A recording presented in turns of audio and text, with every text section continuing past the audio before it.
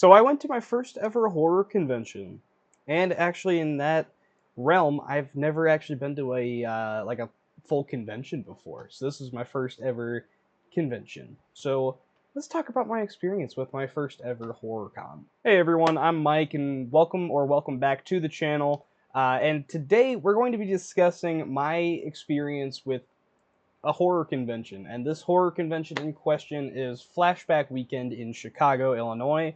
And I found this convention just like scrolling through Facebook one day, and basically, I've never been to a convention before, nor have I been to a horror convention.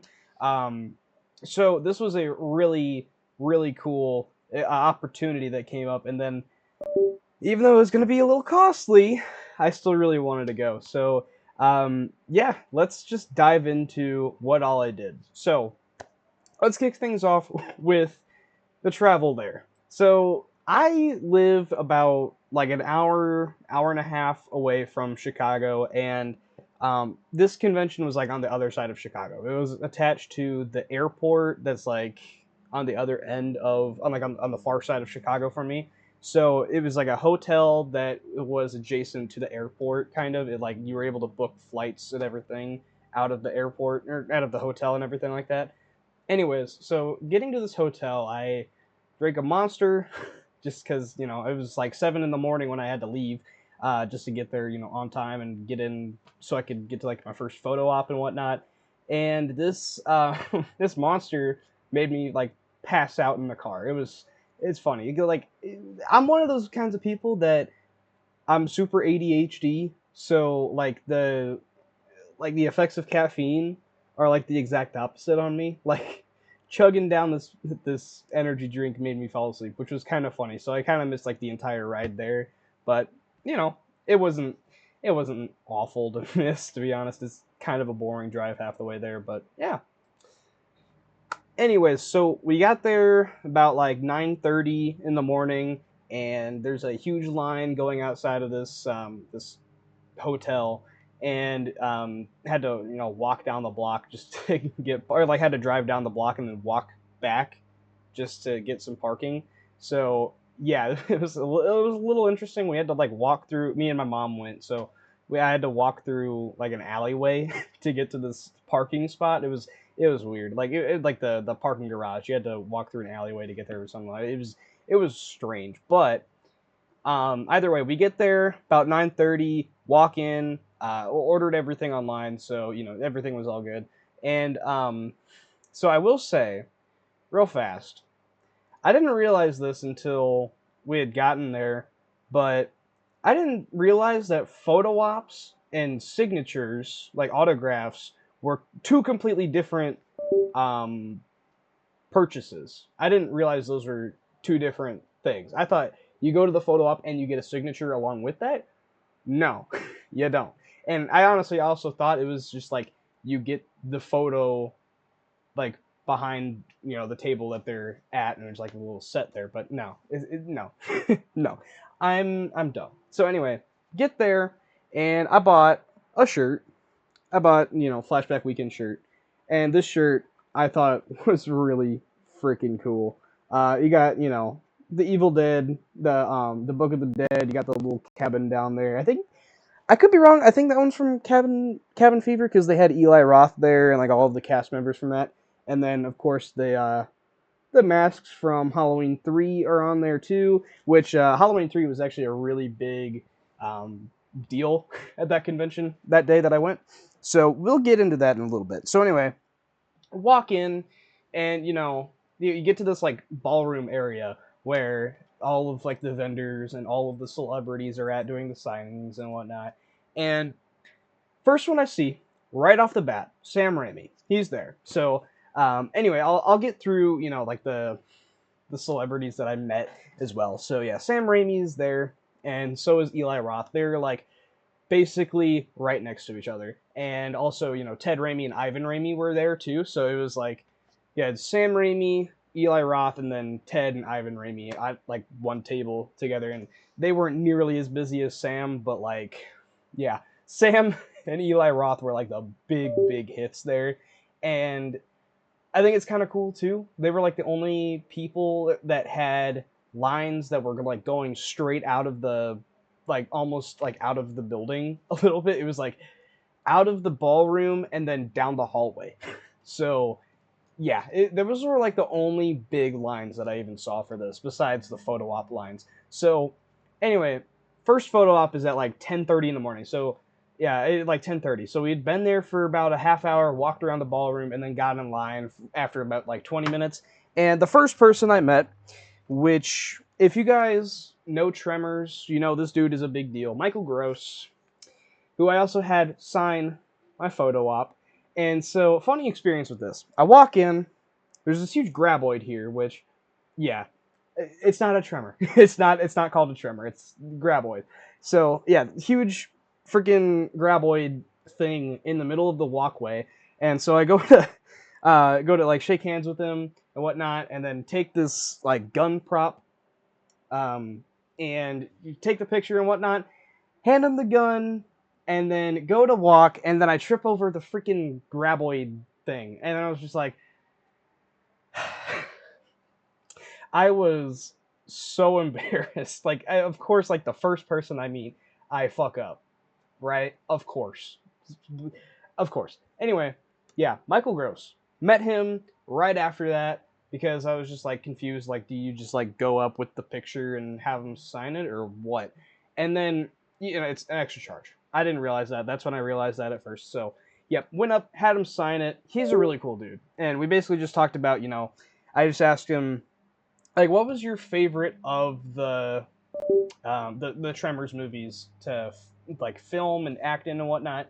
He said, like the first two, they're awesome movies, but like the fourth one, just because he didn't play Burt Gummer, he played a different character, was actually his favorite because Burt Gummer's Burt Gummer and doesn't really change. The other character that he plays, I think it's like his name is like Heimler Gummer or something like that. I could be wrong. But yeah, he said that was his favorite character to play as, or like his favorite movie to act in out of the seven Tremors movies, I believe. And basically, he also said Tremors is in a little bit of a hiatus right now with like legal rights issues and whatnot. So he said maybe not for a while. We're not going to see another Tremors, but he said they're in talks to get the whole crew back besides Fred Ward because he's passed away unfortunately. But yep, Michael Gross. He's awesome. And also, he said Burt Gummer never dies. He's probably alive. Anyhow, next up, as I said, Halloween 3 was a pretty big deal at this convention. So, um, we got Tom Atkins. I don't remember his name for some reason in Halloween 3, but he's the main character in it, and he's the doctor. So, I met him. I didn't get a signature, unfortunately, but did get the photo op with him. This set was really freaking cool. He had the masks, so yep, it was really neat. He was a really sweet dude as well. So yeah, both of these guys so far really awesome guys. Then we get to the one guy that I kind of had a little frustration with because this dude, he's kind of a local legend. He's kind of like Chicago town's version of Elvira, and so he he's interesting. He's an interesting guy. We got Sven Gulli. Now, if you don't know who he is, like I said, he's kind of just like this area's Elvira from back in the day. So he's like the new age Elvira. He's you know does like local broadcasting where he's just like making jokes about horror movies and whatnot and providing commentary and everything like that. So it's like kind of like Mystery Science Theater or Elvira, like I said, what he does. And so I get in, and he's really really quiet, and it's like one of those things where it's like this dude, he does commentaries, and it's just like I'm surprised he's this quiet. Like he literally said nothing, and I just tried saying, hey, like I had a little story about like my grandpa introducing me to the show, and I tried telling him that, and like he didn't even look at me, and the photo person, just like the camera person, just like shooed me out. And I was just like, okay, weird. Um, and he was at the convention all day, so I guess he just like wasn't in the mood or something like that. I don't know. He even had like a panel afterwards. Like it was like this costume contest. I didn't wear a costume. I was just like dressed up in horror, horror stuff and like horror outfit. I guess. I guess you can call it. I don't know. But yeah, I didn't go to that because I wasn't dressed up. But like I saw from like the outskirts, like in the hallway outside of the panel room. He just didn't really seem like he was in the right headspace or something. I don't know if he's like sick or something like that. I don't know, but that was a little unfortunate. Then after that, there was a little break, and so I went over to like across the hallway to one of the like the panel rooms. So there was like the photo op room, and then across the hall was the panel room. So it just like kind of went back and forth a little bit all day because they just had panels all day, and so I was looking at the panel list and whatnot, and there's this dude on there that I had no clue who he was.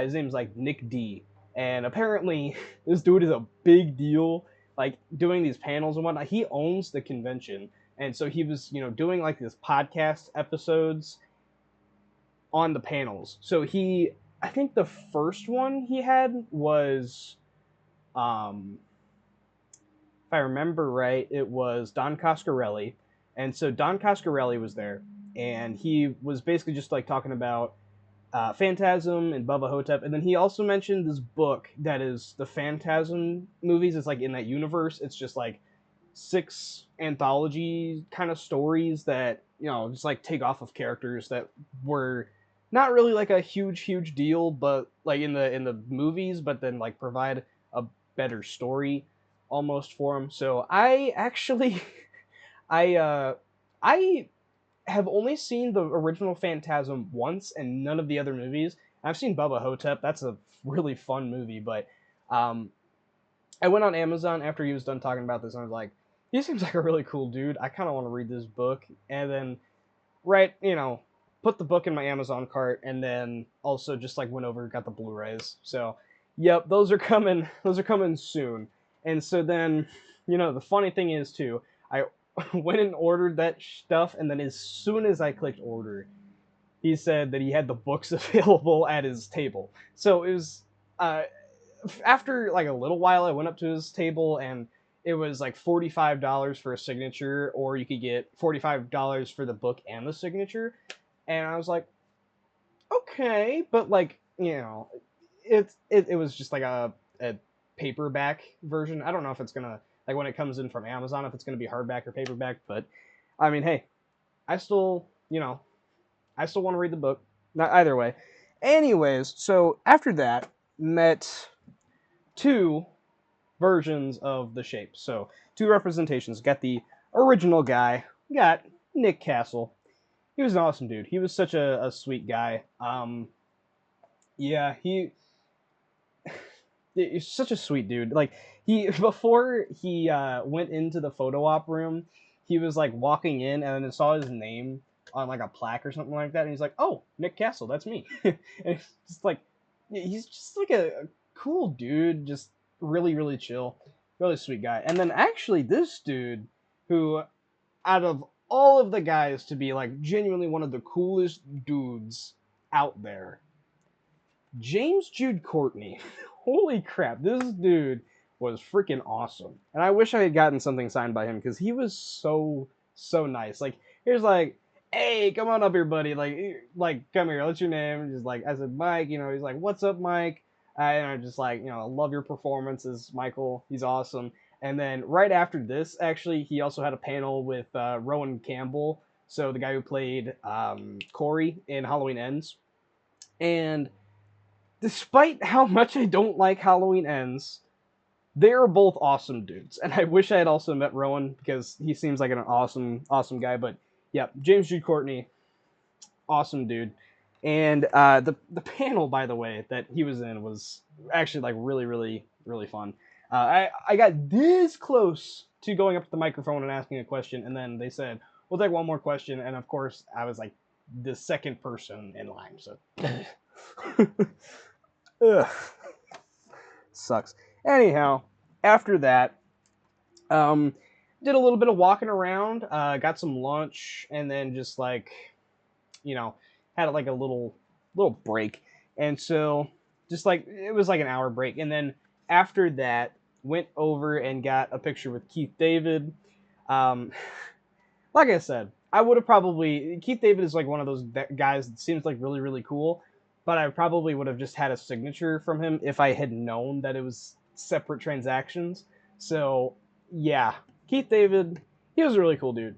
He was really quiet, but he was really nice, and yeah, awesome guy.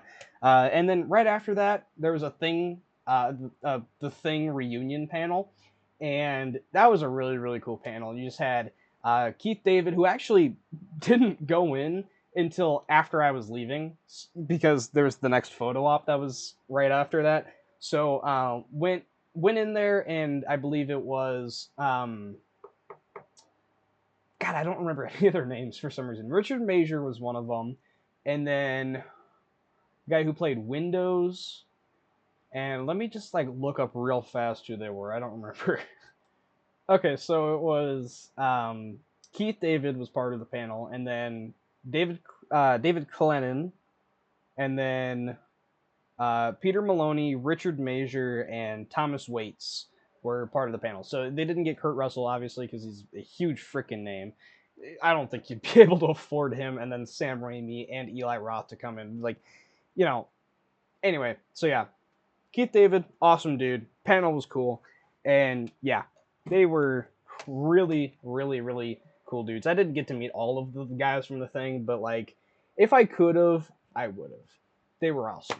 Anyhow, next up, we got the big names right here. We got the last two. We had, well, actually, last two of the photo ops, and then I got a signature afterwards that I framed. So, and by the way, yeah, I did already frame all these. So, yep, we got the Raimi brothers all in one picture. So, Ivan, Sam, me, and then Ted went up to them and like shook all their hands and just said, you guys are huge inspirations. So this is awesome. And then Ted says, "All right, so in like the 1950s movies, like like where they all like look scared on the posters and whatnot, we're gonna do that for the pictures." Like, hell yeah! So this is like one of my most cherished pictures. And then as soon as I got back up from the damn photo op, they were leaving because it was a long day. I get it, but like as soon as I got back up, they were gone. It was like, damn, damn. But anyway, that's fine. And then also the other one that just like left as soon as I got up there. It was kind of a bummer, but met Eli Roth. As I said, Eli Roth, cool freaking dude. Actually, he was like the first guy who gave me a compliment on my shirt. So that was awesome. But yeah, Eli Roth was awesome. I wanted to get a signature from him too, but yeah, like he said, he left. So yeah.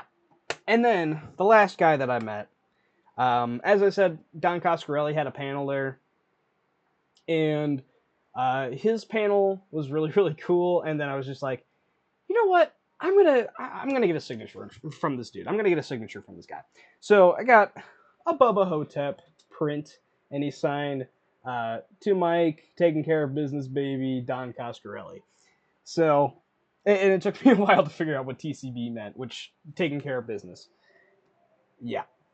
Anyway, so yeah, Don and I actually like we talked for about 15 minutes, and I'll even like throw up like he like gave us free selfies. He gave me and my mom free selfies, and he was actually like such a neat dude. Loved getting to meet this guy. So yeah, really really nice dude. We just talked 15 minutes about Phantasm and Bubba Hotep, and also going along with that, some other movies that he made. One that we'll talk about in a little bit actually because I bought some stuff from vendors. But yeah, Don Coscarelli, awesome dude. So, with that out of the way, let's get into the merchandise that I bought. So, first things first, they had a lot of stands that were just selling Blu-rays, and I was really debating whether or not I would get some of these because, like, a lot of them were like the boutique label stands. Like there was a Vinegar Syndrome stand. There was a Dark Sky Film stand. There was uh, Vestron. No, not Vestron. Um, whatever one put out like the really really cool box sets for like all of the Dario Argento movies and whatnot. I don't remember what studio it was. Let me look it up real fast.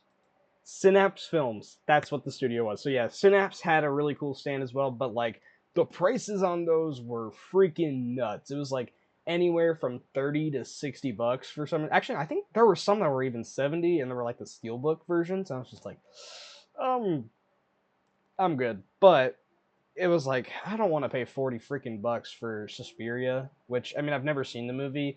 I don't want to spend $40 on a movie I've never seen before. So, you know, even if it's a classic movie, I don't even know if I'll like it that much. But anyhow, still bought some Blu-rays. So, kicking things off, we got The House of the Devil, the Ty West film. I believe this was his first film, and this is like, heard about this after watching X, and was like, this seems like a pretty cool movie. And I heard a lot of people say it is really fucking good, so I bought it. It was like $8. So this one was at Dark Sky. So these first three were at Dark Sky. So got Enter the Void. This one I don't know anything about other than the director Gaspar Noé, who I've heard so many things about, and I've been wanting to check out like this and Climax and Irreversible for a long time, and so now I finally have access to watching one of those three. So, yep. And then the last one was actually a recommendation from a fellow customer. He said like amazing things about this movie that all appealed to me. He's like, "You like vampire?" Or he's just like, "Oh, you need any recommendations?" I was like, "Yeah, sure." And he pulled out this one immediately, and he's like, "You into werewolf movies?" I was like, "Hell yeah, dude! I love I love werewolves." And he's like, "This one is fucking badass." He pulls out this one called Late Phases: Night of the Lone Wolf, and I had never heard of this movie, and so he pulls this one out and says like the practical effects, they're all practical. It's not CGI or anything like that. Practical effects look fucking amazing. Like word for word, what he's basically saying. He said practical effects look amazing, and like a whole bunch of really, really, really great things about this movie. So I bought it. It was another like $8. So it was like 20 something dollars to get these three movies that all look great, and $8 for a blind buy, I'm not mad about. Like for blind buys, all three of them, I'm not mad about. That's not too bad. This one is a movie that I went to another stand for. It wasn't at the same stand as that one. This one is another boutique label, but had me a little scared at first because it was a UK Blu-ray, and if you don't know, UK and US Blu-ray players are not the same region code. So if you don't have a region free player, then it won't play other countries' film, like other countries' Blu-rays and whatnot. And I looked up just to see if this label released like region free Blu-rays or whatnot. And so it had a list. It was like on a Reddit page. So I don't even know. I didn't even know if I could trust this page. And luckily, took it home. It was like $15, and I was like, if even if it doesn't work, this movie is just worth owning, just having a slot on my shelf. And so this this was actually a really cool purchase because boutique label has some really really great special features on it, and it's a movie that I love that I didn't own. Christine by John Carpenter. Now this film was released by Indicator, which is a UK label, and I had heard about them, but I didn't know what all they put out. And so when I saw this, I was like, oh, that's okay, $15. I was like, oh shit, UK. So then looked it up on Reddit. It's not on the list that's region locked. So I bought it. It was $15. It was worth it. Brought it home, put it in my player, and it worked. It worked. So yippee. And then I don't know. Okay, so this is the one movie I was talking about that Don recommended I watched because I had seen Phantasm, I had seen Bubba Hotep, and what's his other like relatively well-known movie? The Beastmaster. Now this one was at a stand that he was like, it wasn't even like one that he knew was there, I don't think. And he was just like, you gotta check out the Beastmaster. That's like one of my favorite movies I've done. And so I was like, okay, yeah, I'll check that one out. And then literally, like, I left his stand, and then first thing I see is this stand for Vinegar Syndrome, which they're a really cool company, by the way. They put out, I believe it was the Amityville Horror box set for 4K. It was really really nice set. I don't have it, but it was a really good looking set. And this one, it like slipcover and everything like that has like inversible or inverse poster art. You can flip it around. I don't know which one I would really want, but they both look pretty cool, I will say. Um, but yeah, anyhow, yeah, I don't know what this movie is even about, but it was the 4K and the Blu-ray, and it was like $30, which I was like kind of debating over, but I was like, Don recommended I watch it. I'm taking I'm taking this guy's word for it. He's an awesome dude. So yeah, I bought it, bit the bullet. $30 later, I have another Don Coscarelli movie in my collection. So yep, awesome dude, awesome looking set. And then the final thing I bought was this T-shirt for a movie that came out this year, like wide release this year. It was at festivals and whatnot last year, but finally got to see it in theaters this year in April, and I freaking loved it. Probably my favorite horror movie of the year, Late Night with the Devil. This T-shirt, I love this freaking shirt. I freaking love it. So yeah, I got that. It was $15, something like that. I want to say it was like $15. So I was like, yeah, it's a good deal. I'll buy it.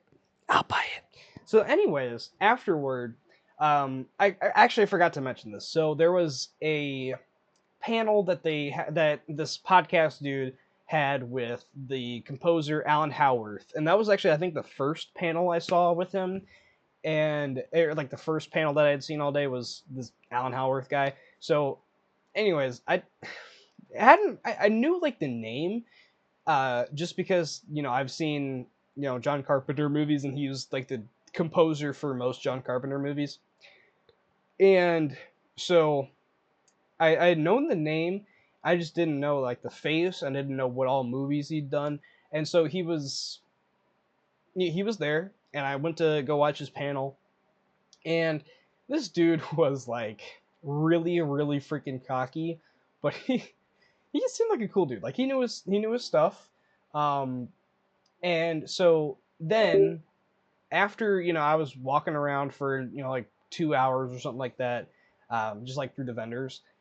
After that, there was a screening for Halloween 3 that I had gotten in line like an hour prior to that screening. So like 2 hours of walking around in line, and then at like 7 o'clock got in line for this screening that's supposed to be at like 8:30, and there was already a line. There was already a line for this. So you know, stepped in line, got decent seats, luckily.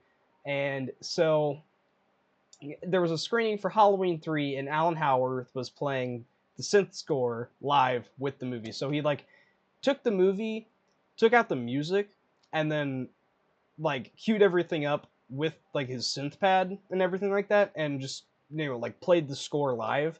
And I gotta say that was one of the coolest freaking experiences for a movie ever. And it wasn't even like on a big screen; it was on a TV, a projector, like two projector screens, because it was it's the big panel room. So they had like two projector screens and then a TV, and then Alan Howarth is like right in the middle playing on the synth pad. So just like one of the coolest experiences though, because he was in a room full of people that loved the movie, and like clapping and cheering and laughing with them, and then hearing the score along with it. So it was awesome. I loved watching that with the crowd. And it's not the greatest movie on the planet. Halloween 3 is a flawed movie, but I love that movie. It is so cheesy, so cartoonish, and just like it's actually a really really cool story, and I get why people don't like it. I get why some people would absolutely hate it or pan it because it isn't a Michael Myers movie.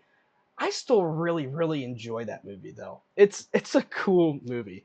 So, anyways, that was the last event of the day that I saw. So, um, anyways, favorite moment in that was probably Halloween 3 or meeting Sam Raimi, just because, two awesome things right there. And then Don Coscarelli, obviously, he's also really, really cool. And yeah, this was awesome.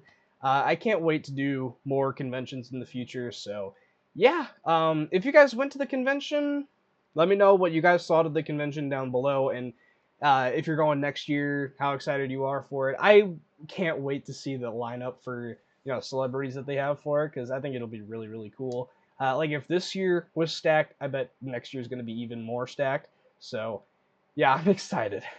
But that's going to do it for today, everybody. Thanks for watching the video if you've made it this far. And let me know what horror conventions I should go to or what conventions I should go to. Um, because this was such a fun experience. And I would love to do it again in the future. Because, like, it's just in a place full of people that are like me, like horror movies, like, comic books and whatnot. And it's just like, it was just so much fun being in this like convention. So I thoroughly enjoyed it, and yeah, thank you guys for watching, and make sure to like the video, subscribe, and I'll see you guys next time.